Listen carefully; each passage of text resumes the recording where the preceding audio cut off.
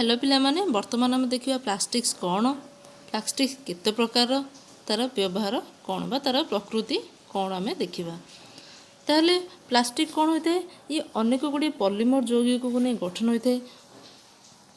उत्तप्त तल प्लास्टिक को जदि आम आवश्यकता अनुसार विभिन्न प्रकार छांचर जदि आम ढालिबा ताहले ठंडा होला परे जो कठिन जिनसटी आम छांचर बाहर करवा से कौन से छांचर आकार आकृति अनुसार आमको मिली थाए।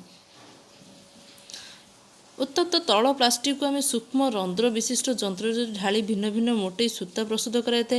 यही सूता को आम कृत्रिम तंतु बा संश्लेषित तंतु कहीदा। ये देखिपे तुम सूता गुड़िक तुम कौन बाहर कर उत्तप्त तल प्लास्टिक को स्वतंत्र समतल पृष्ठ ढाली विभिन्न प्रकार प्लास्टिक चदर प्रस्तुत कराए। एतद व्यतीत आम कौन तल प्लास्टिक विभिन्न प्रकार रंग मिसाई भिन्न भिन्न रंगर प्लास्टिक को प्रस्तुत कराए। ये गोटे कलर अच्छी ये गोटे कलर अच्छी ये गोटे कलर अच्छी ताले आम कौन भिन्न भिन्न रंगर प्लास्टिक आम प्रस्तुत कर। नेक्स्ट देखिए आम प्लास्टिक रो प्रकार भेद बा प्लास्टिक केते प्रकार। प्रथम आसीज आमर कौन थर्मोप्लास्टिक्स एवं थर्मोसेटिंग प्लास्टिक्स।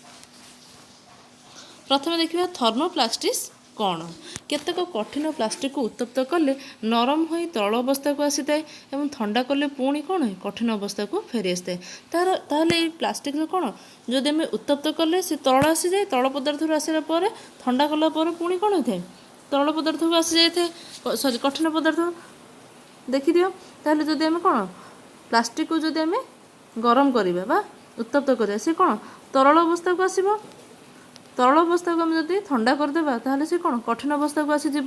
कठिन अवस्था को आम उत्तप्त कले सी पुणी तल अवस्था को एवं तल अवस्था को कले पुणी से कठिन अवस्था ताहले से कौन गोटे अवस्था अन्य अवस्था को परिवर्तन बा प्रत्यावर्ती होता है जहाँकि आम भौतिक परिवर्तन कहीपर। यही गुण लगे प्लास्टिक को कौन आम थर्मोप्लास्टिक कही था कहीं कहीं कौन है ये कौन तार प्रत्यावर्ती हो पारे गोटे अवस्था अन्य गोटे अवस्था को। या छड़ा प्लास्टिक रे कौन होते रैखिक एक सज्जा देखा जाए। ये देखिपुब ये कौन एमाने रैखिक एकक सज्जा द्वारा एम सज होती रही था। यही एकक सज्जार एकक गुड़िक एक लंबा शिंकुड़ी भली से परस्पर सहित लगी रही पॉलीमर प्रस्तुत करि। ताले ये क्यों प्लास्टिक जाऊँ आम देखा आमर पॉलीथिन सेमती पॉलीफिनाइल क्लोराइड बा आमर पीवीसी पाइप पॉलीस्टेरन बा आमर कौन थर्मोकोल ता सहित आमर टेफ्लॉन एक्रिलिक ये सब कौन आमर गोटे गोटे थर्मो प्लास्टिक रो उदाहरण। एगुड़िक कौन होते पुनःचक्रण योग्य तेणु एगुड़िक कौन तले आम पुणी व्यवहार करिपरिबा।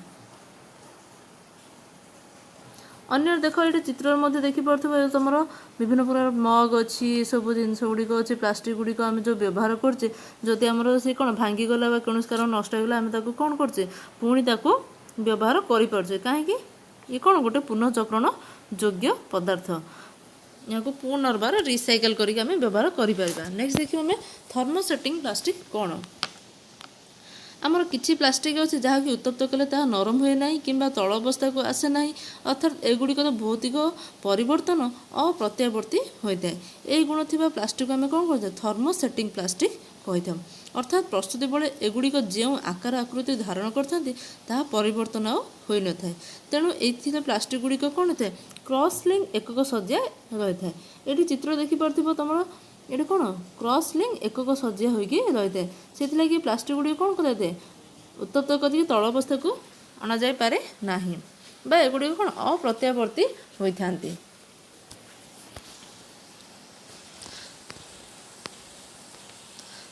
ताहले ये प्लास्टिक उदाहरण होची हमरो मेलामाइन फर्मिका ये सब कौन आमर गोटे गोटे थर्मोसेटिंग प्लास्टिक रो एग्जांपल जहाँकि कौन पुनःचक्रण अयोग्य तेणु एगुड़ी कौन होता मुख्यतः परिवेश को प्रदूषण एक मुख्य कारक होता। नेक्स्ट देखिए प्लास्टिक रो प्रकृति।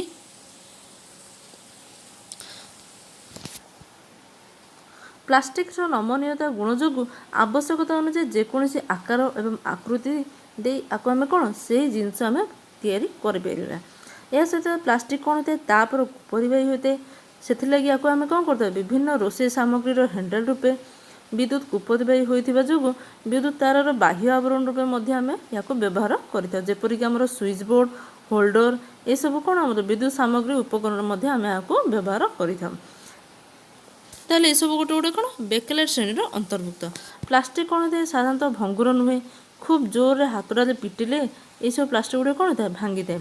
ଆଉ କେତେକ ପ୍ଲାଷ୍ଟିକ୍ କ'ଣ ହୋଇଥାଏ ଅଭଙ୍ଗୁର, ଏଗୁଡ଼ିକ ସାଧାରଣତଃ ହାଲୁକା, ଶକ୍ତ ଏବଂ ଦୀର୍ଘକାଳ ପର୍ଯ୍ୟନ୍ତ ସ୍ଥାୟୀ ହୋଇକି ରହିଥାଏ। ଏତଦ୍ ବ୍ୟତୀତ କ'ଣ ହୋଇଥାଏ ପ୍ଲାଷ୍ଟିକ୍ ଅମ୍ଳ, କ୍ଷାର, ରାସାୟନିକ ପଦାର୍ଥ ଦ୍ୱାରା ଏଗୁଡ଼ିକ କ୍ଷୟ ହୋଇନଥାଏ। ତେଣୁ ବିଭିନ୍ନ ପ୍ରକାର ଔଷଧ, ରାସାୟନିକ ପଦାର୍ଥ ଏସବୁ ରଖିବା ପାଇଁ ଆମେ ପ୍ଲାଷ୍ଟିକ୍ ବୋତଲ ମଧ୍ୟ ବ୍ୟବହାର କରିଥାଉ। ଏହା ସହିତ ଆମେ କ'ଣ ପ୍ଲାଷ୍ଟିକ୍କୁ କ'ଣ ପାଣି ପାଇପ୍ ରୂପେ ମଧ୍ୟ ବ୍ୟବହାର କରିଥାଉ। ପ୍ରସ୍ତୁତି ବେଳେ ଯେକୌଣସି ରଙ୍ଗ ମିଶାଇ ମଧ୍ୟ ଏହାକୁ କ'ଣ ସେହି ରଙ୍ଗ ଆମେ ଦେଇପାରିବା। ମେଲାମାଇନ୍ ପରି ପ୍ଲାଷ୍ଟିକ୍ କ'ଣ ହୋଇଥାଏ ଅଗ୍ନି ନିରୋଧକ ରୂପେ ମଧ୍ୟ ଏହାକୁ ବ୍ୟବହାର କରାଯାଇଥାଏ।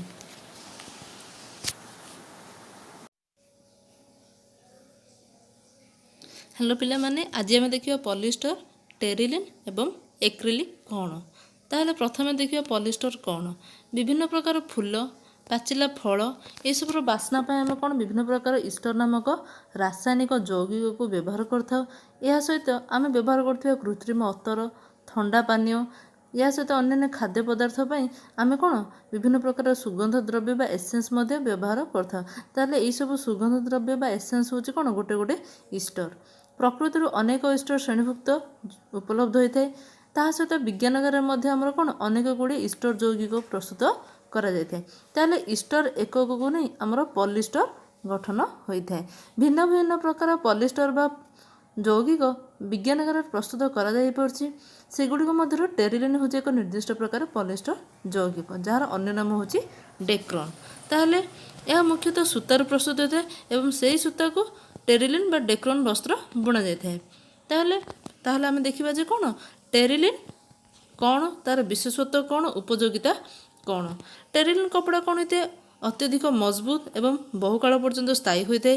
ଏହା କ'ଣ ସାଧାରଣ ଫିମ୍ପି, ବ୍ୟାକ୍ଟେରିଆ, ଅସରପା ଦ୍ୱାରା ଏହାର ସହଜରେ କ୍ଷୟ ହୋଇନଥାଏ। ପ୍ରସ୍ତୁତି ବେଳେ ଏଥିରେ ଯେଉଁ ରଙ୍ଗ ମିଶାଯାଇଥାଏ ତାହା କ'ଣ ଚିରସ୍ଥାୟୀ ହୋଇକି ରହିଥାଏ। ଏହା ସହିତ ସାବୁନ, ଡିଟର୍ଜେଣ୍ଟରେ କ'ଣ ଏହା ଶୀଘ୍ର ସଫା କରି ହୋଇଥାଏ। ଧୋଇବା ସମୟରେ ଘଷିଲେ ମଧ୍ୟ ଏହାର କୌଣସି କ୍ଷୟ ହୋଇନଥାଏ। ଏଥିରେ ଜଳ ଶୋଷଣର କ୍ଷମତା କମ୍ ଥିବାରୁ ଏହା କ'ଣ ହୋଇଥାଏ ଶୀଘ୍ର ଶୁଖିଯାଇଥାଏ। ଏତଦ୍ ବ୍ୟତୀତ ଏହା କ'ଣ ହୋଇଥାଏ ଲୋଚାକୋଚା ମଧ୍ୟ ହୋଇନଥାଏ। ତେଣୁ ଏହି କପଡ଼ାରୁ ପ୍ରସ୍ତୁତ ପୋଷାକ ସହଜରେ ଇସ୍ତ୍ରୀ କରାଯାଇପାରିଥାଏ ବା ସେଥିରେ ଭାଙ୍ଗ ହୋଇନଥାଏ। ସେଥିପାଇଁ ଏହା କ'ଣ ବହୁଦିନ ପର୍ଯ୍ୟନ୍ତ ବ୍ୟବହାର ଉପଯୋଗୀ ହୋଇଥାଏ। ସେଥିଲାଗି ଆମେ କ'ଣ କହିଥାଉ ଧୁଅ ଏବଂ ପିନ୍ଧ ବା ୱାଶ୍ ଆଣ୍ଡ ୱେର୍, ଯାହାକି ବିନା ଆଇରନରେ ମଧ୍ୟ ଆମେ ଏହାକୁ ବ୍ୟବହାର କରିପାରିବା। ତାହେଲେ ଏହିସବୁ ବିଶେଷତ୍ୱ ଲାଗି ଆମର କ'ଣ ଟେରିଲିନ୍ର ଚାହିଦା ଅଧିକ ପରିମାଣରେ ରହିଥାଏ। ତାହେଲେ ଆମର ଟେରିଲିନ୍ ସୂତା ଆଉ କପା ସୂତାକୁ ମିଶାଇ ଟେରିକୋଟ୍ କପଡ଼ା ମଧ୍ୟ ବୁଣାଯାଇଥାଏ। ସେହିଭଳି ଟେରିଲିନ୍ ସୂତା ଉଲ୍କୁ ମିଶାଇ ଟେରି ଉଲ୍ ମଧ୍ୟ ପ୍ରସ୍ତୁତ କରାଯାଇଥାଏ। ନେକ୍ସଟ ଦେଖିବା ଆମେ ଏକ୍ରିଲିକ୍ କ'ଣ। ଏକ୍ରିଲିକ୍ ହେଉଛି ଅନେକ ମନୁଷ୍ୟକୃତ ପଲିମର ହୋଇଥାଏ। ଏହା ମୁଖ୍ୟତଃ ସୂତା ପ୍ରସ୍ତୁତ କରାଯାଇଥାଏ। ଏକ୍ରିଲିକ୍ ତନ୍ତୁ ତଥା ସୂତା ଦେଖିବାକୁ କ'ଣ ଉଲ୍ ବା ପଶମ ତନ୍ତୁ ଭଳି ହୋଇଥାଏ। ତେଣୁ ଏହାକୁ କୃତ୍ରିମ ଉଲ୍ ମଧ୍ୟ କୁହାଯାଇଥାଏ। ପ୍ରାକୃତିକ ଉଲ୍ରେ ବୁଣା କମ୍ବଳ ପୋଷାକ ତୁଳନାରେ ଏକ୍ରିଲିକ୍ ବୁଣା ଆମର କ'ଣ କମ୍ବଳ ପୋଷାକ ଅପେକ୍ଷାକୃତ କମ୍ ମୂଲ୍ୟର ହୋଇଥାଏ। ଏହା ସହିତ ଏହା କ'ଣ ସହଜରେ ବଜାରରେ ଉପଲବ୍ଧ ହୋଇଥାଏ। ତେଣୁ ଏହାକୁ କ'ଣ ଅଧିକ ପରିମାଣରେ ସବୁ ଜାଗାରେ ଏହାର ଚାହିଦା ରହିଥାଏ। ତାହେଲେ ଦେଖିବାକୁ କ'ଣ ପ୍ରାକୃତିକ ଉଲ୍ ଭଳି। ତାହେଲେ ଆମେ ଟିକେ ଅନ୍ୟ କିଛି ତଥ୍ୟ ଦେଖିବା, ଯେଉଁଥିରେ କି ଆମର କ'ଣ ବିଭିନ୍ନ ପ୍ରକାର ସୂତାକୁ ଆମେ ଯଦି ମହମବତୀ ବା ଦୀପରେ ଆମେ ଯଦି ତାକୁ ଜାଳିବା ତାହେଲେ ତା ସଂସ୍ପର୍ଶରେ ଆସିଲେ କ'ଣ ହେବ। କଟନ୍ ବା କପା ସୂତାକୁ ଯଦି ଆମେ ଅଗ୍ନି ସଂସ୍ପର୍ଶରେ ଆଣିବା ତାହେଲେ ଶିଖା କ'ଣ ସହଜରେ ଜଳେ ଏବଂ ପୋଡ଼ିଗଲେ ସିଏ ପାଉଁଶ ହୋଇଯାଇଥାଏ। ସେହିପରି ସିଲ୍କ କ'ଣ ସିଏ ଆସ୍ତେ ଆସ୍ତେ ଜଳିଥାଏ, ଯେପରି ଆମର କେଶର ବା ମୁଣ୍ଡ ବାଳ ଯଦି ପୋଡ଼ି ତାହେଲେ କ'ଣ ହୁଏ ଗୋଟେ ଗନ୍ଧ ସୃଷ୍ଟି ହୋଇଥାଏ। ଜଳିବା ପରେ କ'ଣ ହୋଇଥାଏ କମ୍ ପାଉଁଶ ସୃଷ୍ଟି ହୋଇଥାଏ। ଠିକ୍ ସେହିପରି ଆମର ଉଲ୍ ବା ପଶମ ମଧ୍ୟ ହୋଇଥାଏ। ରେୟନ୍ କ'ଣ ହୋଇଥାଏ ତତ୍କ୍ଷଣାତ୍ ଜଳେ ଏବଂ କାଗଜ ପୋଡ଼ା ଗନ୍ଧ ହୋଇଥାଏ। ସେହିପରି ନାଇଲନ୍ ବିଳମ୍ବରେ ଜଳେ, କେଶ ପୋଡ଼ା ଗନ୍ଧ ହୁଏ, ସଂକୁଚିତ ହୋଇ କଣ୍ଠି ଆକାରରେ ସିଏ ସୃଷ୍ଟି ହୋଇଥାଏ। ପଲିଷ୍ଟର ବହୁତ ବିଳମ୍ବରେ ଜଳେ, କଳା ଧୂଆଁ ବାହାରେ ଏବଂ କଠିନ କଣ୍ଠି ସୃଷ୍ଟି କରିଥାଏ। ସେହିପରି ଏକ୍ରିଲିକ୍ ମଧ୍ୟ କ'ଣ କରିଥାଏ, କଳା ଧୂଆଁ ସହିତ ଜଳିଥାଏ ଏବଂ ସଙ୍କୁଚିତ ହୋଇ କଳା ରଙ୍ଗର କଠିନ କଣ୍ଠି ସିଏ ସୃଷ୍ଟି କରିଥାଏ।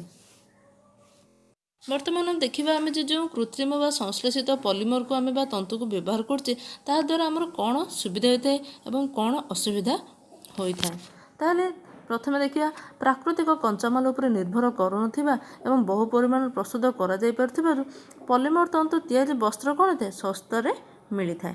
କାହିଁକି, ଏହା ଉପରେ କୌଣସି କଞ୍ଚାମାଲର ଆବଶ୍ୟକତା ପଡ଼ିନଥାଏ ଆଉ ଆମର କ'ଣ ଖୁବ୍ କମ୍ ସମୟରେ ଏହାକୁ ପ୍ରସ୍ତୁତ କରାଯାଇପାରିଥାଏ, ସେଥିଲାଗି କ'ଣ ଶସ୍ତାରେ ଉପଲବ୍ଧ ହୋଇପାରିଥାଏ। ଅନ୍ୟ ପକ୍ଷରେ ପ୍ରାକୃତିକ ତନ୍ତୁ ଯଥା କିପରି ଆମର କପା, ରେଶମ, ପଶମ ଏଗୁଡ଼ିକ ପ୍ରସ୍ତୁତି ପାଇଁ ଅଧିକ ଖର୍ଚ୍ଚ ହୋଇଥାଏ ଏବଂ ଉତ୍ପାଦନ ମଧ୍ୟ ପରିମାଣ କମ୍ ହେଉଥିବାରୁ ଏହାର ବସ୍ତ୍ରର ମୂଲ୍ୟ କ'ଣ ଅଧିକ ପରିମାଣରେ ହୋଇଥାଏ। ସେହିପରି ପଲିମର ତନ୍ତୁ ତିଆରି ବସ୍ତ୍ର ମଜବୁତ, ଦୀର୍ଘକାଳ ସ୍ଥାୟୀ ହୋଇଥାଏ, ଧୋଇବା ମଧ୍ୟ ସହଜ ହୋଇଥାଏ, ଶୀଘ୍ର ଶୁଖିଯାଇଥାଏ, ଲୋଚାକୋଚା ହେଉନଥିବାରୁ ଏହାକୁ ଆଇରନ୍ କରିବା ବା ବିନା ଇସ୍ତ୍ରୀରେ ମଧ୍ୟ ଆମେ ଏହାକୁ ପିନ୍ଧିପାରିବା। ତେଣୁ ସେଥିପାଇଁ ଆମେ ଠିକ୍ ପୂର୍ବରୁ କ'ଣ ପଡ଼ିଲେ, ଜଷ୍ଟ ୱାଶ୍ ଆଣ୍ଡ ୱେର୍ ବା ଧୁଅ ଏବଂ ପିନ୍ଧ। ଏତଦ୍ ବ୍ୟତୀତ ଦେଖିବାକୁ ଏଗୁଡ଼ିକ କ'ଣ ହୋଇଥାଏ, ଚକଚକ ହୋଇଥାଏ ଏବଂ ବିଭିନ୍ନ ରଙ୍ଗର ମଧ୍ୟ ଏସବୁ ଉପଲବ୍ଧ ହୋଇଥାଏ।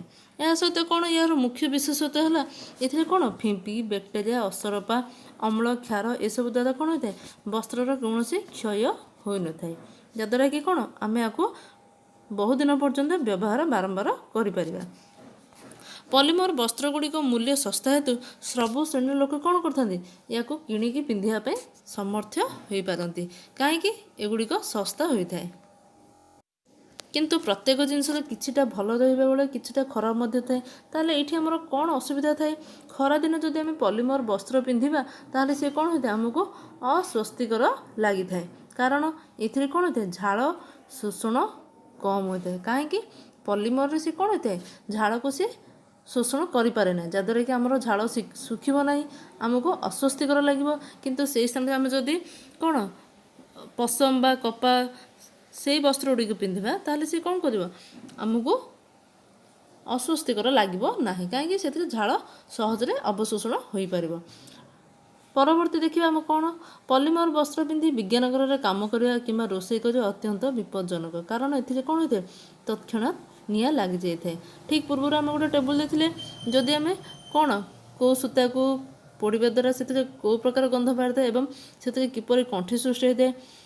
ନିଆଁ ଲାଗିଲେ ଏଗୁଡ଼ିକ କ'ଣ ହୋଇଥାଏ, ତରଳିଯାଇ ଶରୀର ଚର୍ମ କିମ୍ବା ମାଂସ ସହ ଲାଖି ହୋଇଯାଇଥାଏ, ଯାହାଫଳରେ ଚିକିତ୍ସାରେ କ'ଣ ହୋଇଥାଏ, ଅସୁବିଧା ହୋଇଥାଏ ଏବଂ ପୋଡ଼ା ଘାରେ ଶୁଖିବା ମଧ୍ୟ କ'ଣ ହୋଇଥାଏ, ବିଳମ୍ବ ହୋଇଥାଏ। ଏହିସବୁ କାରଣ ଲାଗି ଆମେ କ'ଣ, ଯଦି ୟାକୁ ଆମେ ପଲିମରକୁ ବ୍ୟବହାର କରୁଛେ ବା କୃତ୍ରିମ ସଂଶ୍ଳେଷିତ ତନ୍ତୁକୁ ଆମେ ଯଦି ବସ୍ତ୍ର ରୂପେ ବ୍ୟବହାର କରୁଛେ, ଏହିସବୁ ଆମର କ'ଣ ହୋଇଥାଏ, ଅସୁବିଧା ହୋଇଥାଏ।